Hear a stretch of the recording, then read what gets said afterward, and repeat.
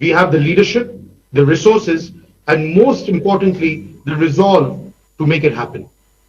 We, the citizens of East and Northeast India, have been the torchbearers of defining movements, growth, and development both in pre and post independence India. Over the last few years, the Eastern India has taken tremendous strides in infrastructure and economic development. The upswing, which is temporarily paused due to COVID-19 pandemic and relief efforts of the Amphan super cyclone, has not lost its momentum. We will soon get back to being the engine of economic development that drives us towards realizing our dream of an Atmanirbhar Bharat. On behalf of Indian Chamber of Commerce, I would like to thank our government for their unparalleled support and guidance. हम सभी इस नव भारत के निर्माण में आपके साथ हैं और आपके मार्गदर्शन के लिए कृतज्ञ हैं। मैं एक बार फिर हमारे आदरणीय प्रधानमंत्री जी श्री नरेंद्र मोदी जी का स्वागत और अभिनंदन करता हूं। Sir, may I now request you to kindly share your thoughts and vision with us. Thank you. নমস্কার। আশা করি আপনারা সবাই ভালো আছেন না? 95 वर्ष से निरंतर देश की सेवा करना किसी भी संस्था या संगठन के लिए अपने आप में बहुत बड़ी बात होती है। आईसीसी ने पूर्वी भारत और नॉर्थ ईस्ट के डेवलपमेंट में जो कंट्रीब्यूशन दिया है, विशेषकर वहां की मैन्युफैक्चरिंग यूनिट्स को, वह भी हिस्टोरिकल है। आईसीसी के लिए अपना योगदान देने वाले आप सभी को इन 95 वर्ष में जिन जिन महानुभावों ने योगदान दिया है, उस प्रत्येक महानुभाव का मैं अभिनंदन करता हूं। साथियों, आईसीसी ने 1925 में अपने गठन के बाद से आजादी की लड़ाई को देखा है, उस लड़ाई को जिया है। सरकारों से मुसीबतें भी झेली है, भीषण अकाल और अन्न संकटों को देखा है, विभाजन को देखा है।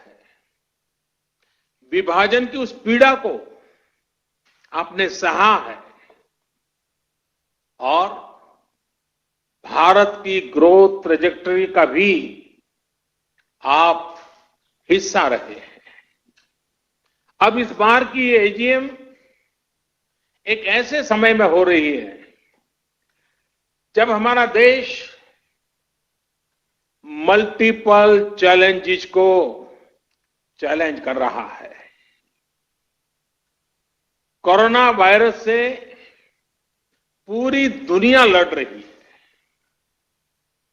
भारत भी लड़ रहा है, लेकिन अन्य तरह के संकट भी निरंतर खड़े हो रहे हैं।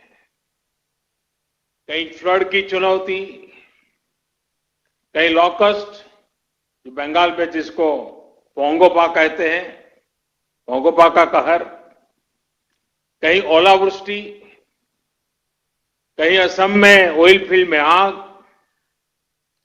कहीं लगातार छोटे छोटे अर्थक्वेक की खबरें। ये भी कम ही होता है कि पूर्वी और पश्चिम क्षेत्र में एक के बाद एक 2 साइक्लोन्स चुनौती बनकर के आए। ऐसे तमाम फ्रंट्स पर हम सभी एक साथ मिलकर के लड़ रहे हैं। कभी कभी समय भी हमें परखता है, समय भी हमारी कसौटी करता है, परीक्षा लेता है। कई बार अनेक कठिनाइयां, अनेक कसौटियां एक साथ आ जाती है, लेकिन हमने ये भी अनुभव किया है कि इस तरह की कसौटी में हमारा कर्तृत्व, हमारा कृतित्व उज्जवल भविष्य की गारंटी भी लेकर के आता है। किसी कसौटी से हम कैसे निपट रहे हैं, मुश्किलों से कितनी मजबूती से लड़ रहे हैं, ये आने वाले अवसरों को भी तय करता है। साथियों, हमारे यहां कहा जाता है, मन के हारे हार, मन के हारे हार, मन के जीते जीत। यानी हमारी संकल्प शक्ति, हमारी इच्छा शक्ति ही हमारा आगे का मार्ग है। जो पहले ही हार मान लेता है, उसके सामने नए अवसर दूर दूर तक नजर नहीं आते हैं। लेकिन जो जीत के लिए निरंतर प्रयास करता है, एक दूसरे का साथ देते हुए आगे बढ़ता है, उसके सामने नए अवसर भी उतने ही ज्यादा आते हैं और अवसर भी सामने चले आते हैं। साथियों, ये हमारी एकजुटता, ये एक साथ मिलकर बड़ी से बड़ी आपदा का सामना करना, ये हमारी संकल्प शक्ति, ये हमारी इच्छा शक्ति, हमारी बहुत बड़ी स्ट्रेंथ है। एक राष्ट्र के रूप में हमारी बहुत बड़ी ताकत है। मुसीबत की दवाई, मुसीबत की एक ही दवाई है, मुसीबत की दवाई मजबूती है। मुश्किल समय ने हर बार भारत के डिटर्मिनेशन को अधिक स्ट्रेंथन किया है। एक नेशन के रूप में देशवासियों के रिजॉल्व को ऊर्जा दी है, संकल्प को शक्ति दी है। यही भावनाएं आज आईसीसी के आपके मेंबर के चेहरे पर भी और देशवासियों के चेहरे पर भी मैं देख सकता हूं, मैं पढ़ सकता हूं। करोड़ों देशवासियों के प्रयासों में मैं एक नई आशा देख सकता हूं, नया विश्वास देख सकता हूं। कोरोना का संकट पूरी दुनिया में बना हुआ है, पूरी दुनिया इससे लड़ रही है। कोरोना वॉरियर्स के साथ हमारा देश इस लड़ाई में जरा भी पीछे नहीं है। लेकिन इन सब के बीच हर देशवासी अब इस संकल्प से भी भरा हुआ है कि इस आपदा को अवसर में परिवर्तित करना है। इससे हमें देश का बहुत बड़ा टर्निंग पॉइंट भी बना रहा है। ये टर्निंग पॉइंट क्या है? आत्मनिर्भर भारत, सेल्फ रिलायंट इंडिया। आत्मनिर्भरता का, सेल्फ रिलायंस का ये भाव बरसों से हर भारतीय ने एक एस्पिरेशन की तरह जिया है। लेकिन फिर भी एक बड़ा काश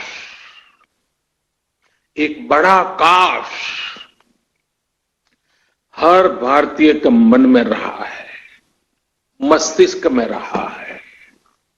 ये काश क्या है? काश हम मेडिकल इक्विपमेंट के क्षेत्र में आत्मनिर्भर होते, काश हम डिफेंस मैन्युफैक्चरिंग में आत्मनिर्भर होते, काश हम कोल और मिनरल्स के सेक्टर में आत्मनिर्भर होते, काश हम एडिबल ऑयल में, फर्टिलाइजर्स के क्षेत्र में आत्मनिर्भर होते। काश हम इलेक्ट्रॉनिक मैन्युफैक्चरिंग में आत्मनिर्भर होते। काश हम सोलर पैनल्स, बैटरीज और चिप मैन्युफैक्चरिंग में आत्मनिर्भर होते। काश हम एविएशन सेक्टर में भी आत्मनिर्भर होते। ऐसे कितने सारे काश, अनगिनत काश हमेशा से हर भारतीय को झकझोरते रहे हैं। साथियों, एक बहुत बड़ी वजह रही है कि बीते 5-6 वर्षों में देश की नीति और रीति में भारत की आत्मनिर्भरता का लक्ष्य सर्वोपरि रहा है। अब कोरोना क्राइसिस ने हमें इसकी गति और तेज करने का सबक दिया है। इसी सबक से निकला है आत्मनिर्भर भारत अभियान। साथियों, हम देखते हैं परिवार में भी संतान, बेटा हो या बेटी, 18-20 साल का हो जाता है तो मां बाप उसे सबसे पहले कहते हैं कि अपने पैरों पर खड़े रहना सीखो। हर परिवार में सुना होगा, आप जो मुझे सुन रहे सबने सुना होगा कि 18-20 साल की उम्र में उनके मां बाप ने उनको कहा होगा कि बेटे, बेटी, अब अपने पैरों पर खड़े रहना सीखो। एक तरह से आत्मनिर्भर भारत का पहला पाठ परिवार से ही शुरू होता है। भारत को भी अपने पैरों पर ही खड़े होना होगा। साथियों, आत्मनिर्भर भारत अभियान का सीधा सा मतलब है कि भारत दूसरे देशों पर अपनी निर्भरता कम से कम करे। हर वो चीज जिसे इंपोर्ट करने के लिए देश मजबूर है, वो भारत में ही कैसे बने। भविष्य में उन्हीं प्रोडक्ट्स का भारत एक्सपोर्टर कैसे बने, इस दिशा में हमें और तेजी से काम करना है। इसके अलावा हर वो सामान जो भारत का लघु उद्यमी बनाता है, हमारे हैंडीक्राफ्ट वाले जो सामान हमारे सेल्फ हेल्प ग्रुप से जुड़े करोड़ों गरीब बनाते हैं, जो दशकों से हमारे यहां बनता आ रहा है, गलियों मोहल्लों में बिकता रहा है, उसे छोड़कर विदेश से वही सामान मंगाने की प्रवृत्ति, इस पर भी हमने आत्मसंयम बरतना है, हमें नियंत्रण करना है।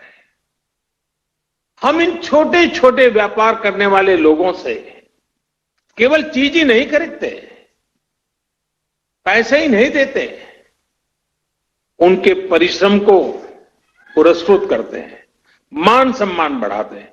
कभी सोचना, आप मर्सिडीज गाड़ी लेकर के जा रहे हैं और फुटपाथ पर छोटी चीज बेचने वाले की चीज आपने उतर करके खरीदी, वो पैसे नहीं गिनेगा, वो उसकी छाती फूल जाएगी। देखिए, मर्सिडीज गाड़ी वाला भी फुटपाथ पर मैं भले बैठा हूं, लेकिन उतर करके मेरे से सामान खरीद रखा है, उसकी जिंदगी को एक ताकत मिलती, उसको सम्मान मिलता है।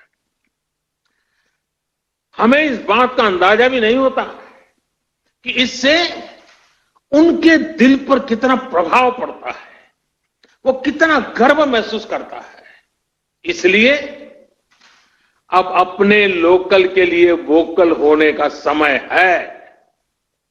हर गांव, हर कस्बे, हर जिले, हर प्रदेश, पूरे देश को आत्मनिर्भर करने का समय है।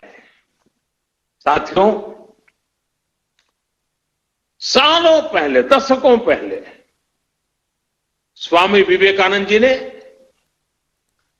एक पत्र लिखा था। उस पत्र में उन्होंने लिखा था, the simplest method to be work upon at present is to induce Indians to use their own produce and get markets for Indian artware in other countries.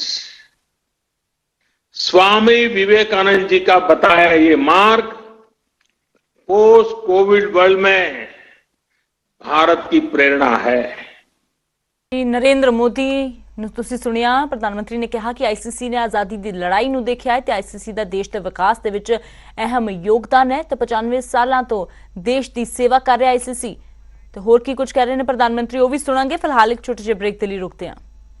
North east में आगे बढ़ेगा जो देश को भी आगे ले जाएगा। साथियों, मैन्युफैक्चरिंग में बंगाल की ऐतिहासिक श्रेष्ठता को हमें पुनर्जीवित करना रहेगा। हम हमेशा सुनते आए हैं, what Bengal thinks today India thinks tomorrow. हमें इससे प्रेरणा लेते हुए हम सबको मिलकर के आगे बढ़ना होगा। ये समय इंडियन इकोनॉमी को कमांड एंड कंट्रोल से निकालकर प्लग एंड प्ले की तरफ ले जाना है। ये समय कंजर्वेटिव अप्रोच का नहीं है, बल्कि आगे बढ़कर बोल्ड डिसीजंस का है, बोल्ड इन्वेस्टमेंट्स का है। ये समय भारत में एक globally competitive domestic supply chain तैयार करने का है। इसके लिए उद्योग जगत को अपनी मौजूदा सप्लाई चेन के सभी स्टेक होल्डर्स को संकट से निकालने में मदद भी करनी है और वैल्यू एडिशन में उनकी हैंड होल्डिंग भी करनी है। साथियों, आत्मनिर्भर भारत अभियान में आगे बढ़ते हुए, कोरोना काल से संघर्ष करते हुए, आज आपने इस एजीएम में जो पीपल, प्लेनेट एंड प्रॉफिट का विषय उठाया गया है, वो भी बहुत महत्वपूर्ण है। कुछ लोगों को लगता है कि ये तीनों एक दूसरे के ऑपोजिट है, विरोधाभासी है, लेकिन ऐसा नहीं है। पीपल, प्लेनेट एंड प्रॉफिट एक दूसरे से इंटरलिंक्ड है। ये तीनों एक साथ फ्लरिश कर सकते हैं, को एग्जिस्ट कर सकते हैं। मैं आपको कुछ उदाहरण देकर समझाता हूं। जैसे भारत में हमने एलईडी बल्ब का एक बहुत बड़ा अभियान चलाया। अब ये एलईडी बल्ब अपने आप में एक बड़ा प्रेरक उदाहरण है।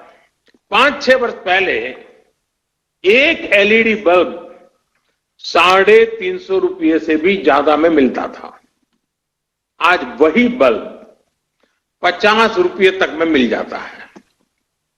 आप सोचिए, कीमत कम होने से देश भर में करोड़ों करोड़ों की संख्या में एलईडी बल्ब घर घर पहुंचे हैं, स्ट्रीट लाइट्स में लग रहे हैं।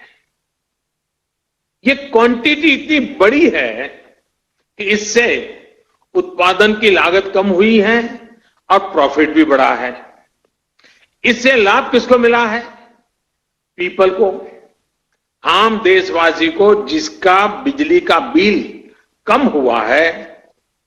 एक मोटा मोटा अंदाज में लगा सकता हूं, आज प्रतिवर्ष एवरी ईयर देशवासियों के करीब करीब 19,000 करोड़ रुपए बिजली के बिल में एलईडी की वजह से बच रहे हैं। 19,000 करोड़ रुपए आपके जेब में बचना, ये बचत गरीब को हुई है, ये बचत देश के मध्यम वर्ग को हुई है और लगातार होने वाली है। इसका लाभ प्लैनेट को भी हुआ है। सरकारी एजेंसियों ने जितने एलईडी बल्ब कम कीमत पर बेचे हैं, अकेले उससे ही हर साल करीब करीब 4 करोड़ टन कार्बन डाइऑक्साइड का एमिशन कम हुआ है। यानी प्रॉफिट दोनों को है, दोनों के लिए विन विन सिचुएशन है। उत्पादक भी कमाता है, विक्रेता भी कमाता है और खरीदार भी कमाता है और प्लेनेट का तो भला हुआ ही हुआ है।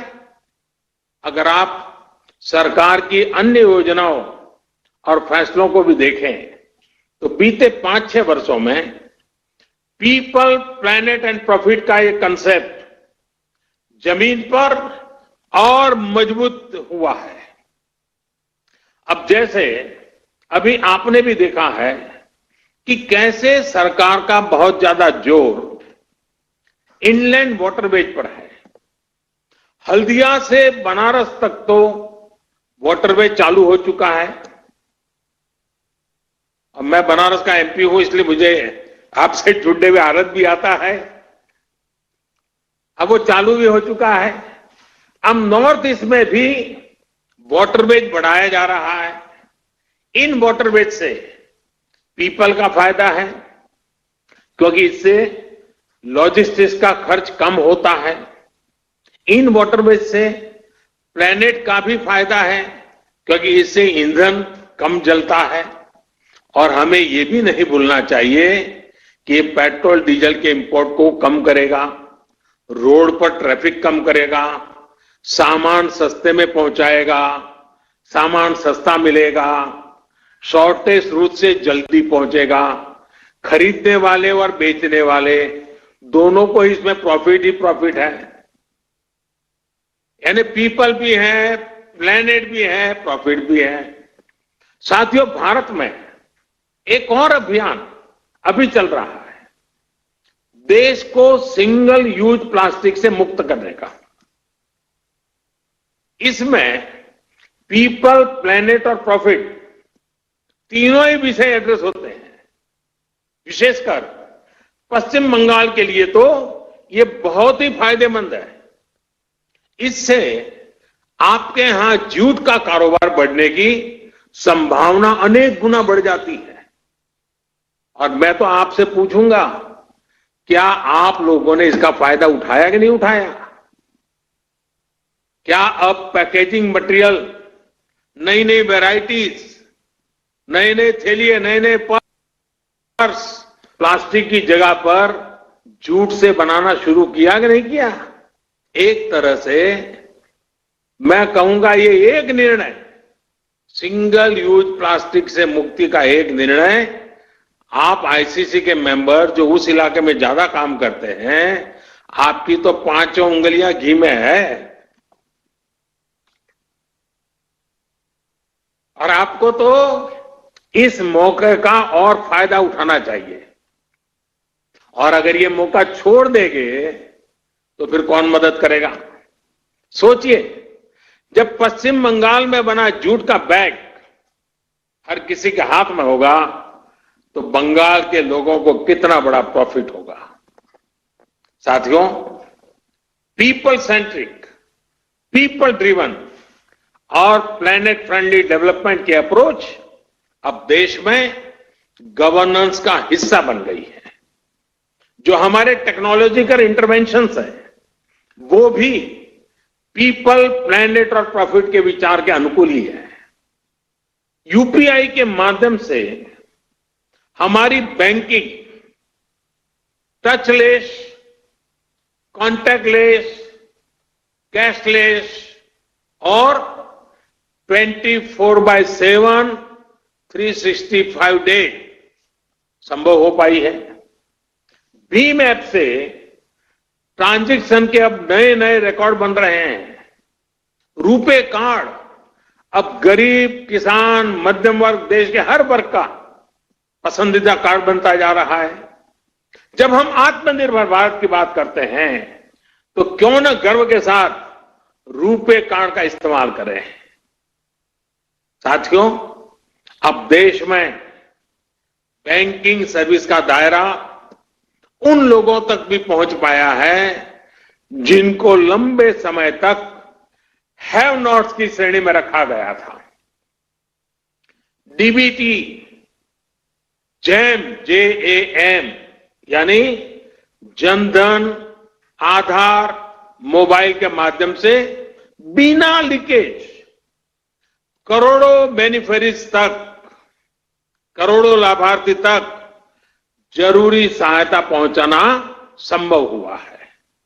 इसी तरह गवर्नमेंट ई मार्केट प्लेस, और मैं चाहूंगा सभी व्यापारी आलम इसको ध्यान से सुने, गवर्नमेंट ई मार्केट प्लेस यानी GEM, आप वेबसाइट पे जाकर इसकी डिटेल देख सकते हैं। GEM ने पीपल को सरकार के साथ जुड़कर प्रॉफिट कमाने का एक अवसर दिया है। आप ये जानते ही हैं कि jam platform, GEM, jam platform पर छोटा हो या बड़ा, व्यक्तिगत रूप से काम करता हो या सेल्फ हेल्प ग्रुप चलाता हो, MSME हो या बड़ा व्यापारी हो, सीधे सीधे भारत सरकार को अपने गुड्स और अपनी सर्विसेज उपलब्ध करा सकते हैं और बड़ी ट्रांसपेरेंसी के साथ। पहले तो जब तक इतने लाख का टर्नओवर नहीं होता है, इतना बड़ा ब्रांड नहीं होता है, इतना बड़ा नाम नहीं होता है, तब तक आप सरकार को माल बेचने के लिए सोच ही नहीं सकते थे। आज हमने वो रास्ता खोला है कि आप सीधे भारत सरकार की बड़ी से बड़ी इकाई, इवन PM ऑफिस में भी आपका माल पहुंच सकता है, प्रधानमंत्री को भी पहुंच सकता है। इसलिए मेरा ICC से भी आग्रह है कि आपके जो मेंबर्स हैं, जो आपसे जुड़े हुए हैं, मैन्युफैक्चरर्स हैं, उन्हें भी ज्यादा से ज्यादा संख्या में जैम से जुड़ने के लिए प्रेरित करिए और अपने उत्पाद सरकार को खरीदने ही पड़े ऐसी क्वालिटी का माल लेकर के आए। देखिए कैसी स्पर्धा चलती है और सरकार की ताकत नहीं है कि आपके अच्छे मुल्क को ठुकरा सके। यह सब ट्रांसपेरेंट प्लेटफॉर्म है, हर एक का बेनिफिट है। अगर आपसे जुड़ा हर मैन्युफैक्चरर जैम से जुड़ जाएगा तो छोटे कारोबारी भी अपने प्रोडक्ट सीधे सरकार को बेच पाएंगे। साथियों, जब हम प्लेनेट की बात करते हैं तो आप भी देख रहे हैं कि आज आईसा यानी इंटरनेशनल सोलर अलायंस एक बड़ा ग्लोबल मूवमेंट बन रहा है। सोलर एनर्जी के क्षेत्र में जो लाभ भारत अपने लिए देखता है उसको पूरी दुनिया के साथ साझा करने के लिए कोशिश की जा रही है। मेरा इंडियन चैम्बर ऑफ कॉमर्स के तमाम सदस्यों से अनुरोध है कि रिन्यूएबल